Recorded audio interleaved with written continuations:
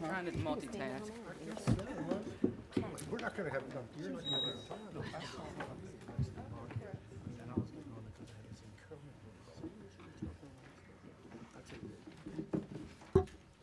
Good morning. The November 26, 2014 meeting of the Board of Investments is now called to order. In the interest of promoting the order and efficiency of these hearings, persons who are disruptive to the hearing will be asked to leave the hearing room immediately. Madam Deputy Controller, are there any corrections, additions, or deferrals on the agenda? Good morning. For today's agenda, for page 3, item number 5, there requires a correction. The first word says John, that should be John's, so that would now read Johns Hopkins. So please add the S after John. We also received protests from Ms. Kim Trueheart for page 43 and for pages 1 to 61, all items on the agenda. The board did review Ms. Trueheart's protests, however, it will not be heard. Page 43 has been referred to the submitting agency to respond directly to Ms. Trueheart. I have the following abstentions to note. The Honorable Mayor Rawlins Blake will abstain on page 28, item 1, page 61, item 1. The Honorable President Young will abstain on page 3, item 5, page 4, item 8. Also, the Honorable President Young will be voting no on pages 39 to 40, item number 7. The item that remains on the non-routine agenda is page 28, item 1.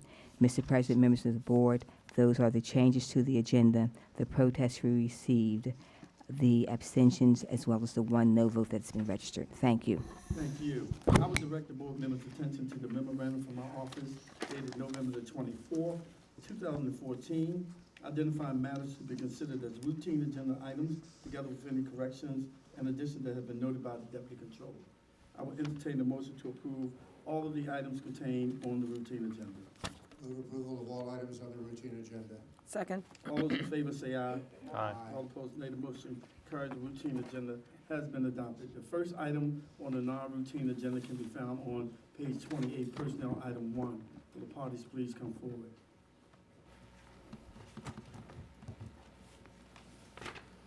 Good morning. Morning. My name is Michelle Bailey Hedgepeth. I am the Executive Secretary for the Baltimore City Liquor Board, and I would like to make a presentation if that's possible. Sure. Good morning, everyone. I'm here because of the item regarding Shelton Jones Jr. He was selected as our Chief Inspector for the Liquor Board. I just wanted to put a couple things on the record about Mr. Jones. Mr. Jones was selected because of the following reasons. He has 22 years of police investigative experience, especially the last few years with the Vice Unit. His leadership and teamwork abilities and his ability to work in joint task force for the police department is one of the key reasons why we chose him for the position of Chief Liquor Inspector. He has an overall command presence, and he has an ability to bring order and stability to the unit. But more importantly, the reason why we chose Mr. Shelton Jones and we're asking for this waiver is because we have some issues with an audit that was conducted in March of 2013, which I believe that Mr. Jones directly addresses.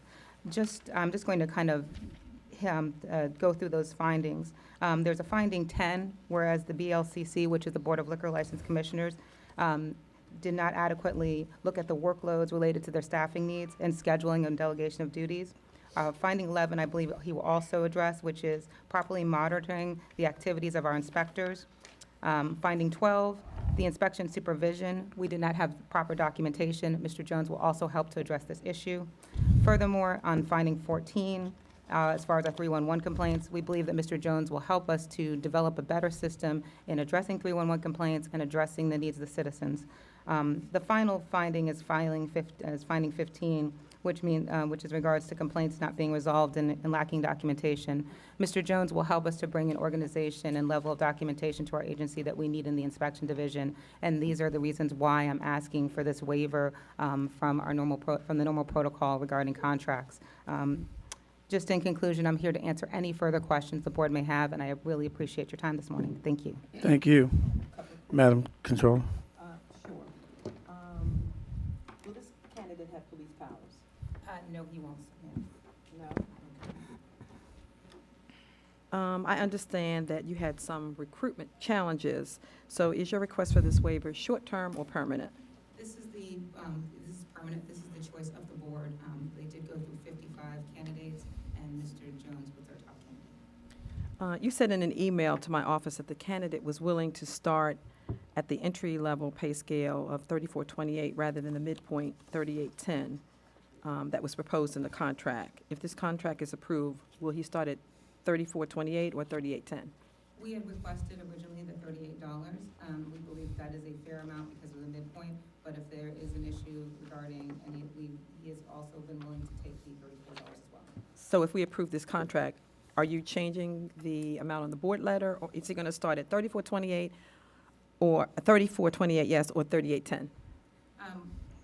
I would respectfully ask the board if we would prefer for him to start at 38, and because of the fact that he is a midpoint candidate and he has 22 years of policing experience. But you said he's not going to have police powers. He's not going to have police powers, but the investigative skills that he does bring to the table are vital and key. And we've had issues with the fact that we have not been able to document properly the investigative process. And we really believe that that is the reason why Mr. Jones is the correct candidate. Okay, and the audit findings that you just read, it appears that his duties will be more administrative. He will also be out in the field with our inspectors as well. So he's a very hands-on candidate. So he will not only be managing those processes, but he will be making sure those processes are done correctly. That's his background, and that's where I would like to also have him. So we're both going to be doing the managing, and he will also be out in the field. Right, but he's the lead inspector, so the majority of his duties, his main duties will be administrative. Ma'am, yes, most of them will be administrative, but we are a very small agency. We've actually been cut to approximately 9 to 10 inspectors, so we don't have the luxury we had anymore. It is my understanding that in your initial request via telephone poll, you wanted the waiver so that he could keep his pension. And my question is, why should the board grant a waiver of Administrative Manual 212-1 when this type of waiver would not be granted for the vast majority of individuals? Per the telephone poll, it says here that the agency hereby requests that this contract be approved so that Mr. Jones would not lose part of his pension. I understand your concerns, ma'am. I believe the issue that we would like to see with Mr. Jones is that we believe he's a very qualified candidate. I do not think I could attract him with simply the pay alone. I believe that he is a candidate that that the city would be remiss for letting pass us by. The reason why I did ask for this waiver is because I have full faith in that I believe that he will do the job correctly. And I believe that he is deserving of being able to come into a contract. And I understand that doesn't completely answer your question, but I do believe that he is an exception, and I understand that this is an exception that is rarely given, and we are asking for your indulgence on this matter. Well, on that note, there has been prior blanket waivers of AM Manual 212-1 for the police department and for the state's attorney, and I'd just like to read into the record. The police department asked the board to allow a waiver so they could increase the number of police officers on the street for crime fighting by having retired police officers perform supportive work. Retired police officers earned $14.42 per hour. That's $30,000 a year. The state's attorney's office asked for a blanket waiver for a specific reason. They needed retired policemen to help reduce the backlog of criminal cases, and the state's attorney's office rates vary per contract. The liquor board is requesting a waiver because of its preference for an individual, and they prefer a police for this position. Being a retired police officer is not necessary to perform the duties of a chief inspector. The liquor board waiver request is based upon a preference to hire a particular individual whose pension would be at risk if he earns more than 1,200 hours and earns an amount greater than the maximum salary in the AM Manual 212-1 for retirees.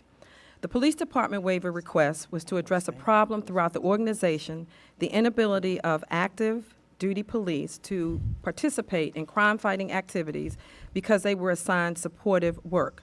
The state's attorney's office waiver was to reduce the backlog of criminal cases for the office. With both of these agencies, the request addressed a citywide problem. And I just want to read the quote from the state's attorney's office. It says, "The state's attorney's request to this board states that currently the criminal justice system is experiencing a backlog of criminal cases which must be dealt with immediately. 3 new criminal courts will be added as a result of the funding from the state's attorney's office in homicide, general felony, sexual abuse, and firearms investigation are now trying back-to-back cases. They need additional support to help reduce the backlog. Experienced investigators are key in helping these attorneys with out-of-court preparation and to meet the challenges of heavy caseloads and clogged criminal dockets. With the liquor board, we are not addressing a system-wide problem. We're talking about a waiver being requested for one person. If we're going to select one person, then we should select him within the parameters of the city policy." Any more questions? George? Could you comment briefly on the significance of the the audit findings from the legislative auditor and this individual's role in dealing with those? And could you also respond to the comptroller's contrast between the citywide problems that the police and the state's attorney's office were dealing with, and your problems that this individual would be addressing in our licensed liquor establishments? Yes, Mr. Nelson. I believe that I think that we do share a similar issue from the standpoint that the audit findings that were found in 2013 really had some systematic issues that the liquor board that we have been trying to address in the best ways possible. I think that the reason why I tried to point out the 5 findings that I indicated in my email and my information I submitted to your office is because we have an issue as far as we've changed our whole practice and our policies. We have been dealing with a lot of issues regarding documentation, regarding the way that we do our investigations and the credibility of our investigations. And I believe that having this particular police officer with the experience that he had in the vice unit, he's worked with our office and he's worked and handled these types of investigations before, is key and makes him different in that way. But I believe that what we're asking for is similar in the case of the way that the state's attorney's office and the police department asked, because we are asking for this, not just for this one individual, but to make, and I guess for an individual in this case, but to really address some key systematic issues with as far as the board is concerned. But you are asking for one individual. We are, ma'am. Oh, you said you weren't. I'm sorry, but we're asking for it in a systematic way from the standpoint that I believe what you're saying is that we can't hire more than two or three people. We don't have the number of positions to systematically ask for this blanket waiver for several positions. We do only have one position that this is applying to. So if I did have several chief inspectors or several positions like this, I would be asking because of the fact that I do need a specific set of skills. I need a specific set of investigative skills that do come from someone who has worked in the Baltimore City Police Department, who has the opportunities, who understands the process that our inspectors do not have that skill set. So, if I had more positions, I would ask for more. I understand your challenge because many city agencies have a challenge of hiring the people that they want at the salary that they want. And I believe that many retirees would like to come back and double dip and make their pension and then come back and if this is approved today, this individual will make more than he would if he had stayed a policeman. So I just think that this is not a reason for one person. And I understand that you said you interviewed 50 to 55 people, but I do believe because a lot of these duties are administrative, these audit findings can be cleared up administratively with other than a police officer. And I just don't think that this is a reason to waive AM Manual 212-1. Madam Mayor. Thank you very much, Mr. President. Ms. Bailey, I want to thank you for the work that you're doing. You have worked aggressively to right the ship in the liquor board, and I think that it's been very clear that this new administration takes not just the audit finding, that the audit that happened before your tenure with the board, it's not only that you take those things very seriously and addressing each and every one of those findings seriously, but the work of the board seriously. I think across the community that has you know, been the feedback that we are getting consistently. And I'm grateful that you are thinking outside of the box in order to try to do more with less. Bringing someone that has a set of skills that otherwise we would not be able to afford to the table to continue the work of bringing credibility to the work of the liquor board and bringing efficiencies that otherwise wouldn't be available with someone who's not just doing administrative work but doing it in a hands-on way. So I really want to thank you for that. I'll entertain a motion.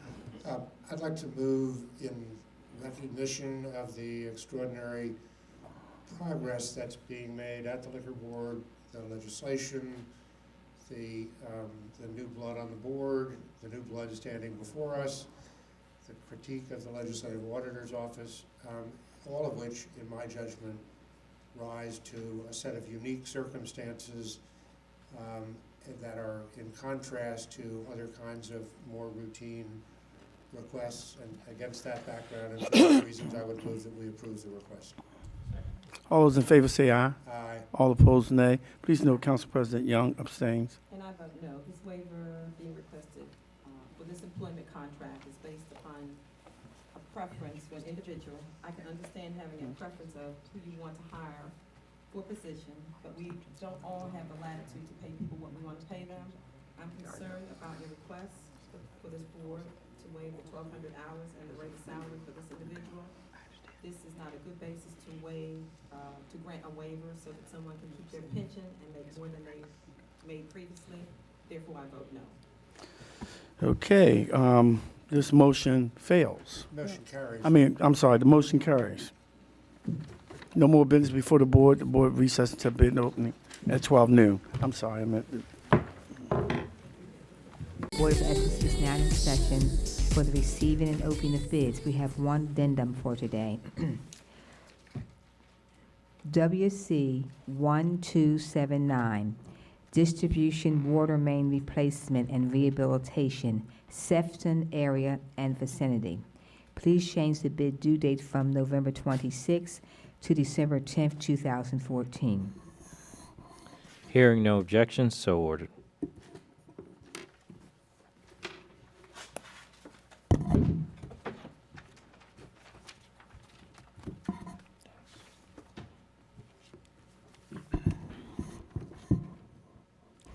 GS 14807, Benton Building exterior wall repairs.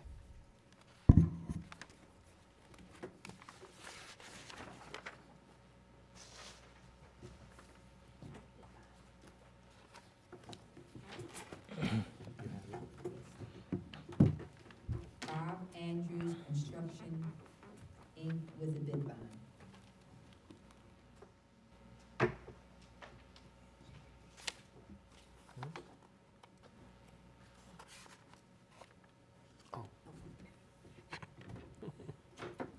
Again, that's Bob Andrews Construction, Inc. with a bid bond. $1,373,800.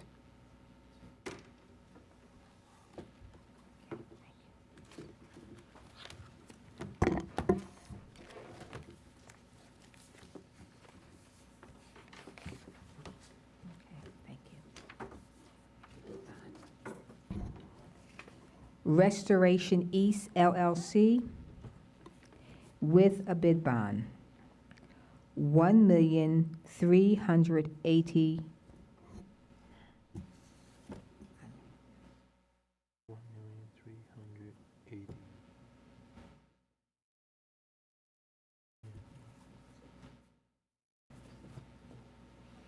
Thank you.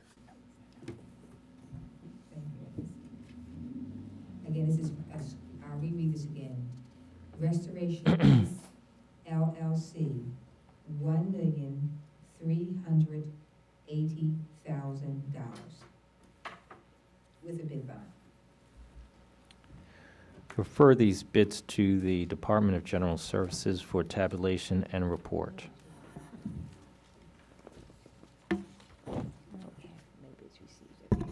B50003785, Affordable Care Act Management and IRS Reporting System. No bids were received.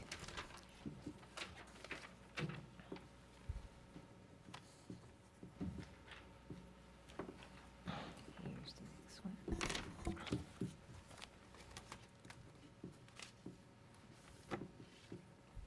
Oh, so there's no duplicate too.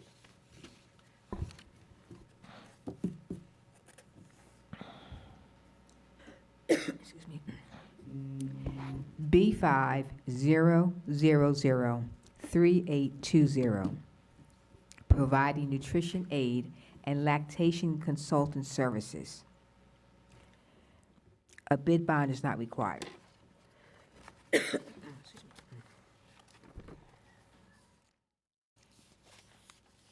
okay. All Pro Placement Service, Inc., $176,602.40.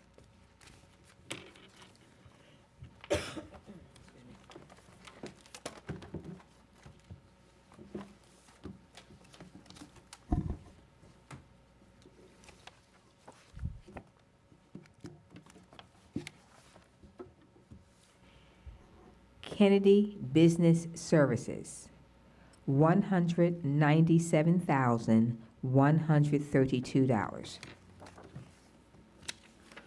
Refer these bids to the Bureau of Purchases for tabulation and report. Sorry. That's right.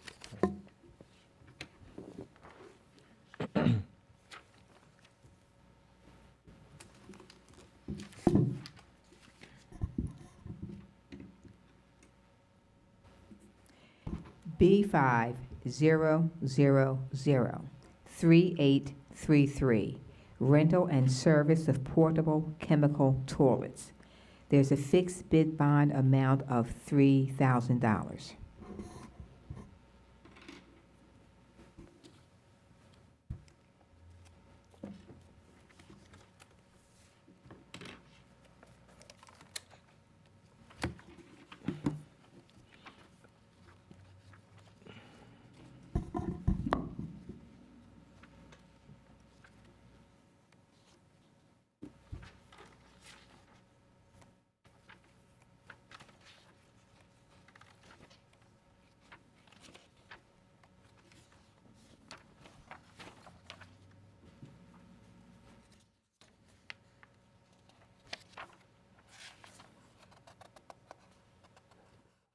I'm still looking for one to see.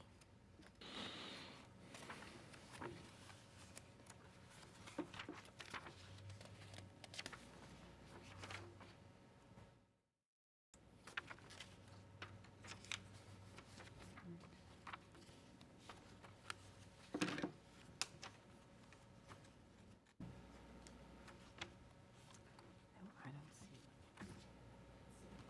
Maybe it's such a certain case, I don't see them.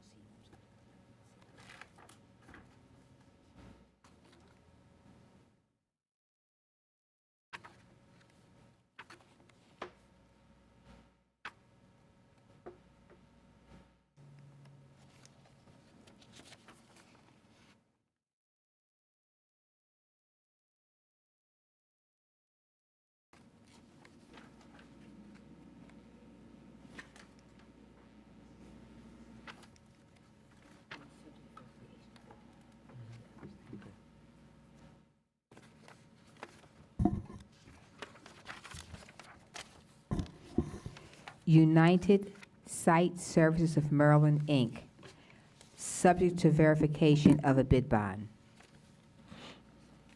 Let me get that price. Okay, thank you. Thank you.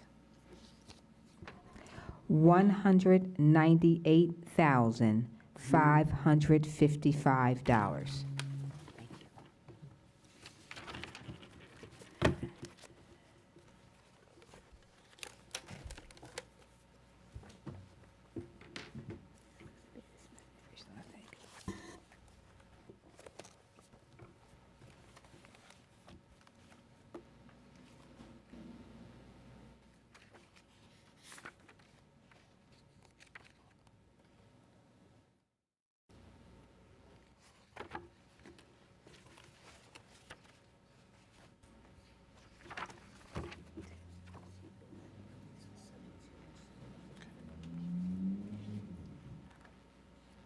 Jeans, Johns, and Rentals, Inc., subject to verification of a bid bond. $310,500.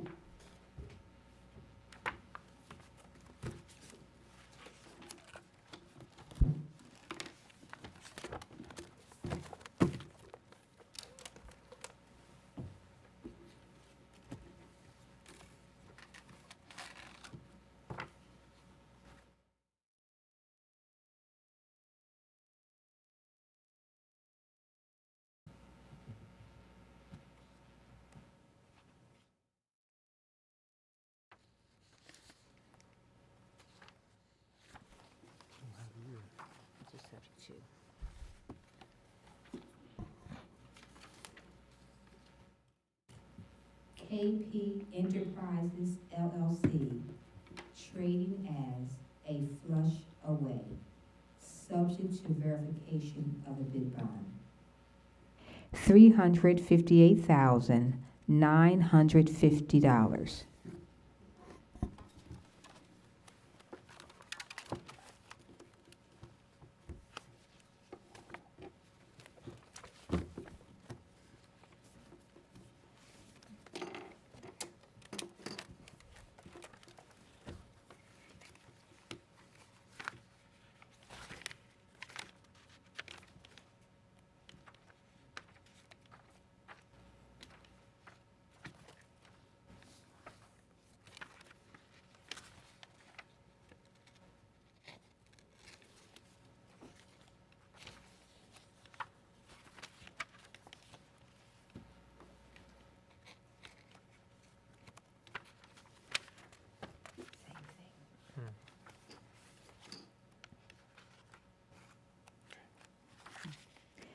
Environmental Recovery Corporation of Maryland, subject to verification of a bid bond.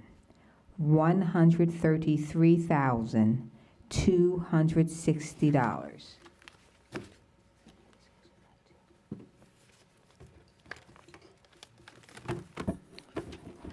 Refer these bids to the Bureau of Purchases for tabulation and report. All right, this is all.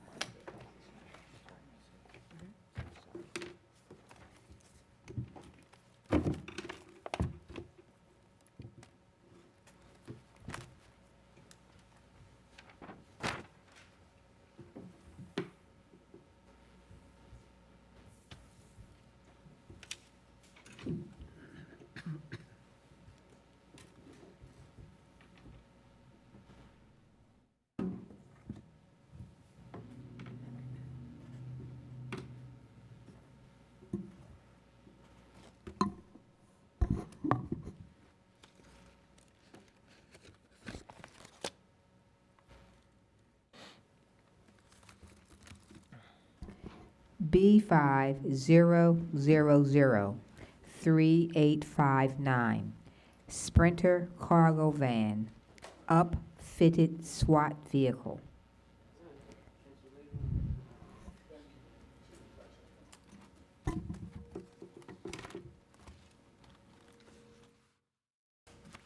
A bid bond is not required.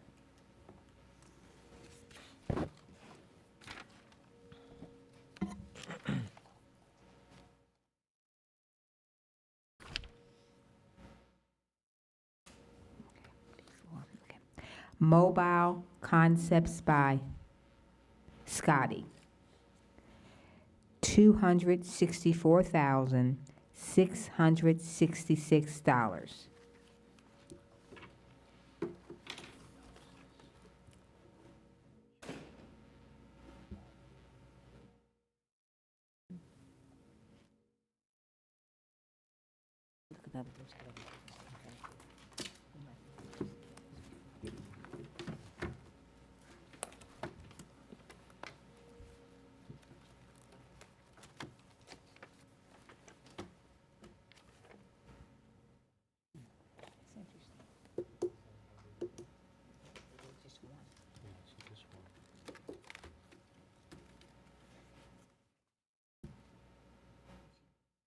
Right, the unit is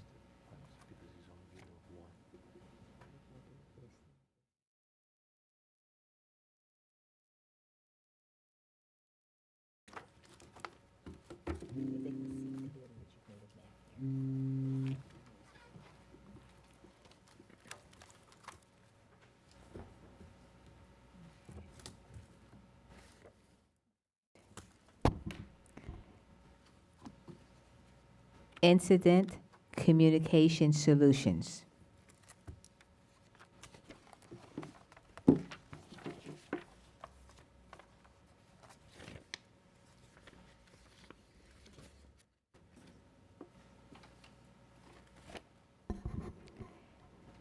$82,525.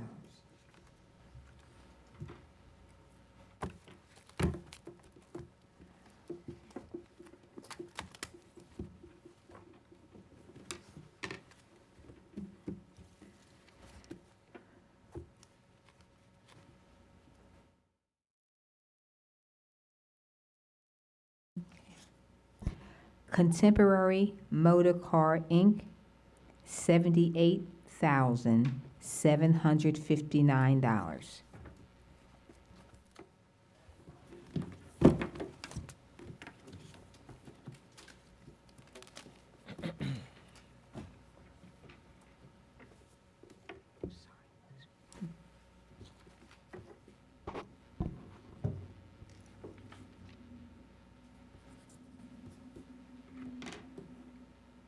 Harbor Truck Sales and Service, Inc., doing business as Baltimore Freight Liner, $82,053.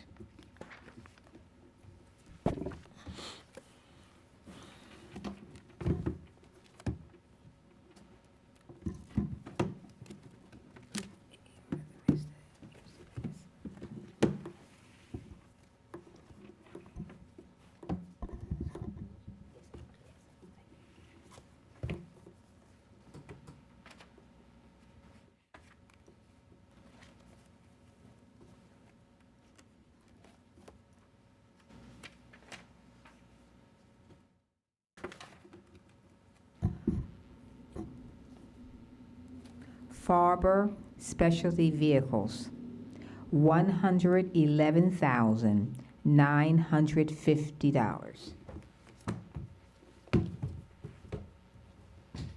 Refer these bids to the Bureau of Purchases for tabulation and report.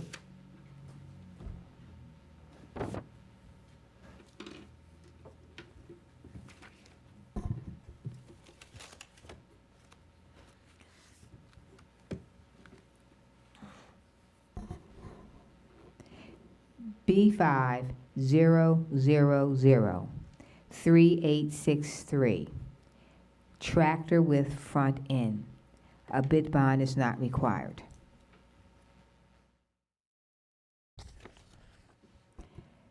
Security Equipment Company, $249,950.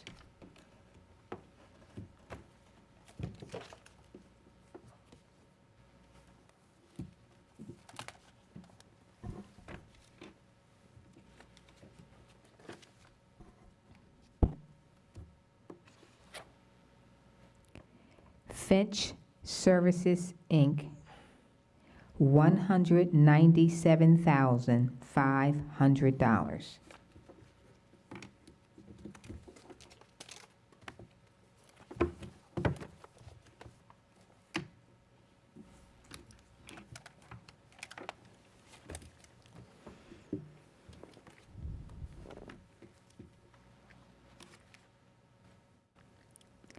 Gaithersburg Farmers Supply, Inc., $239,750.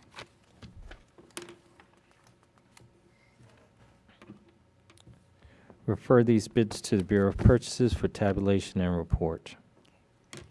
There being no further business, we are adjourned.